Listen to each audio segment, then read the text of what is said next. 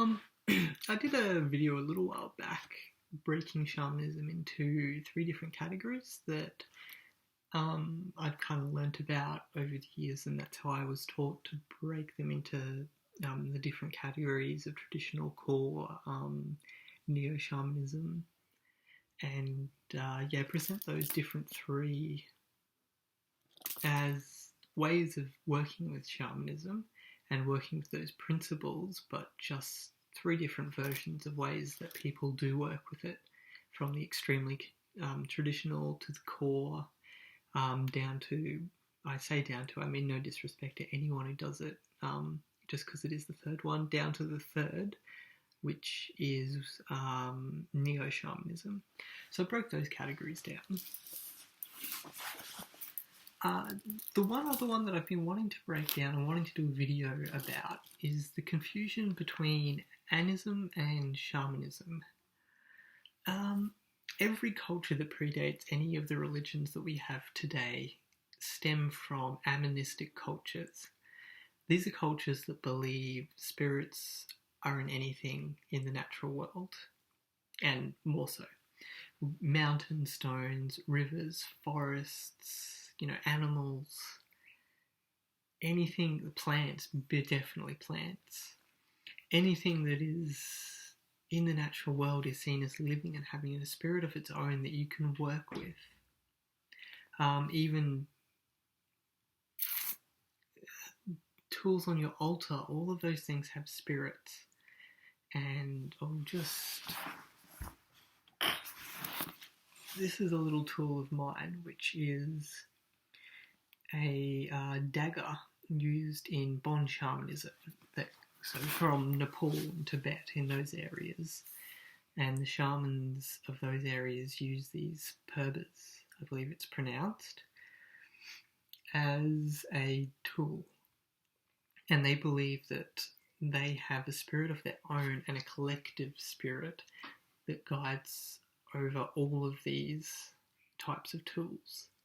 And either of those, the individual or the entire entity, can be accessed when you're working with these tools. And there's ways to recharge them, there's ways to offer to them and work in those ways. And that's what animism is, essentially.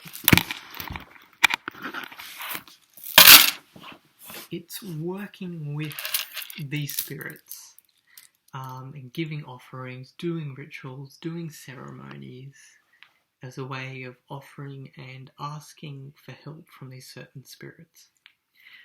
Shamanism is... the two places in the world where shamanism started was very much Mongolia. That is the most classical traditional shamanism. And then around the same time, a little bit later, but around the same time, the shamanism in the Amazon and working with medicine plants popped up.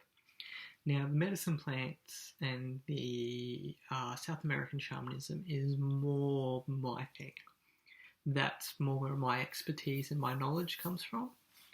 Again, I'm not part of that lineage. I just find it fascinating, and that's where a lot of my research and time goes towards. So we had these two things popping up. They had no interaction whatsoever, but they just popped up at around the same time. Very different, but the same idea.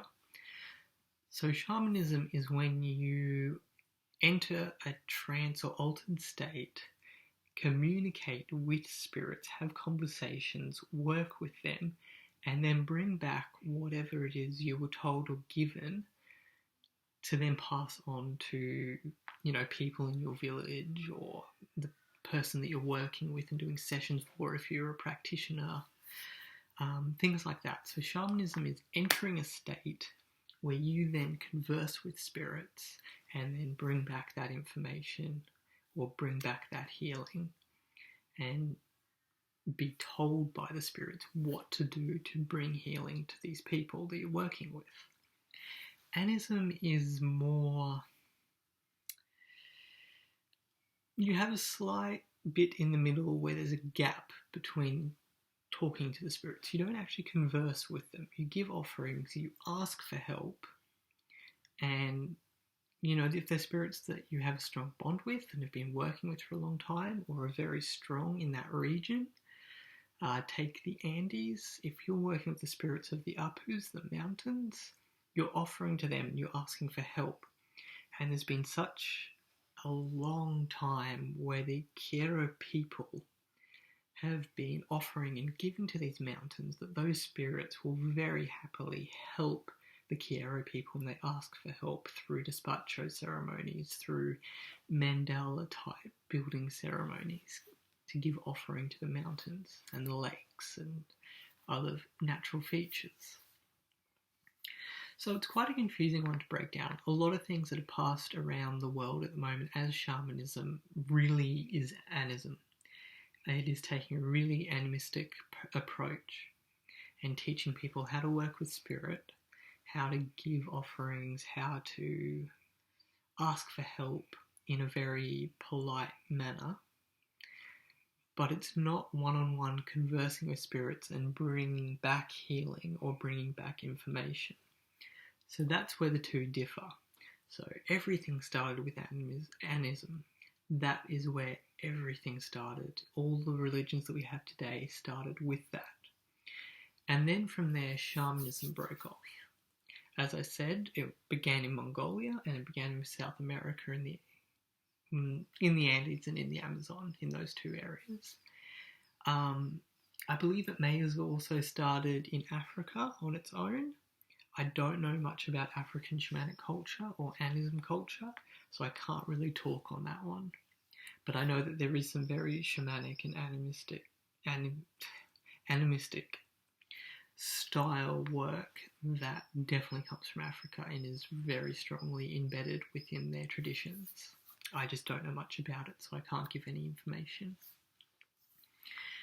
And then from Mongolia and from South America, it kind of spread out, and shamanism basically went around the globe and can be found in many, many different areas. There's definitely shamans that work in, Bali, in the South Pacific Islands,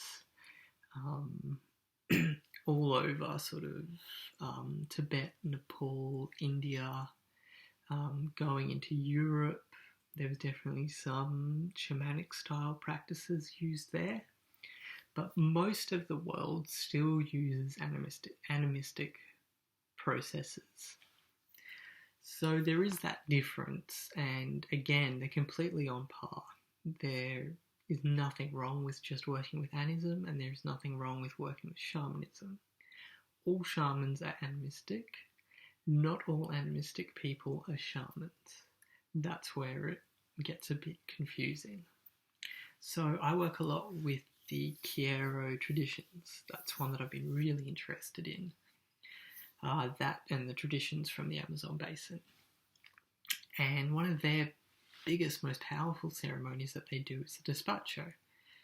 Now, I wouldn't class that as shamanism fully.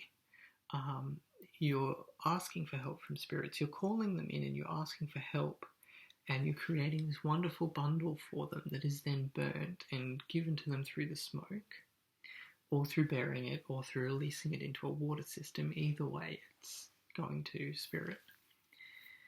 And that's not really shamanic, because it's not going into a trance state, it's not conversing with spirits and then bringing something back. It is creating something for them with the intent of asking for help or honouring them, and then giving it to them. I love running those ceremonies, absolutely love it, but I wouldn't classify it as shamanism. Shamanism for me is very much either working with the core principles, so doing retrievals, extraction work, entering that trance state, communicating with spirit helpers and guides, and then helping somebody regain health in whatever aspect. But I'm bringing back things that spirits passed on. The same thing happens when you're working with medicine plants.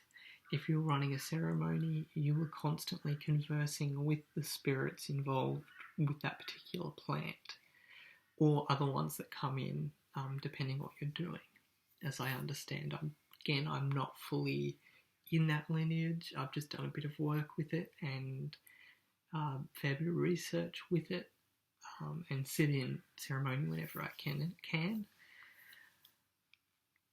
But so for me, that's what shamanism is. It's when you have direct contact with a spirit helper or a spirit of something, and you are given information or you're given techniques to then go and do for clients. So that's breaking it down very, very briefly. I believe the Aboriginals here in Australia, that their culture is very much animism, not so much shamanic. They do a lot of rituals, a lot of ceremonies, a lot of different sacred dances, storytelling.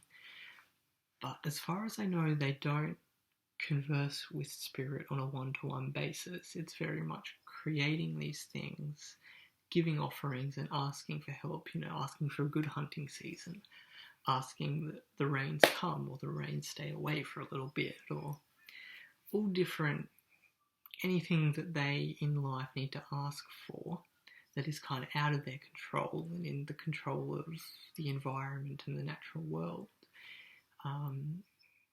And I believe it's the same with the people in the Andes, the Queros, is they will connect with spirit when they desperately need to sort of ask for help with something, whether it's health, whether it's,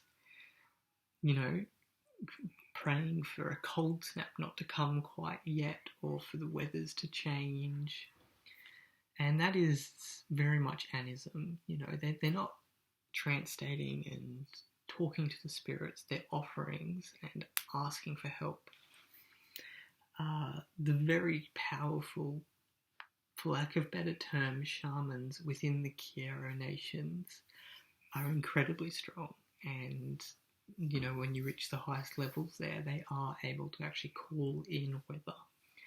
They're able to call in storms. If you need rain or a storm for some reason, they are able to call in those natural things. They have such a strong connection with those spirits, with the natural land, that they are able to ask for and to call in storms and rain and many other things, from what I understand from the brief conversations I've had with some quite high up Quero medicine men and women and shamans.